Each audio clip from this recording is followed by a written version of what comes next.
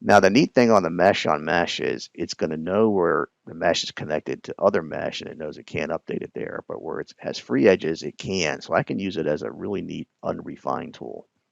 So I can go into mesh, mesh on mesh, and I'm going to pick everything of that property, which is the thinner part of this laminate model here. I'm going to say I want to re-quad mesh it. And it's going to use it. There's no property to pick because it's just going to use the one it already is.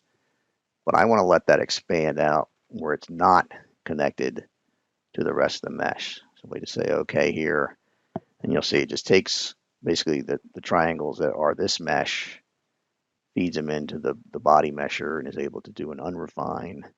So you can actually kind of reduce the node count in the model if you have to, or whatever you want to do for unrefining.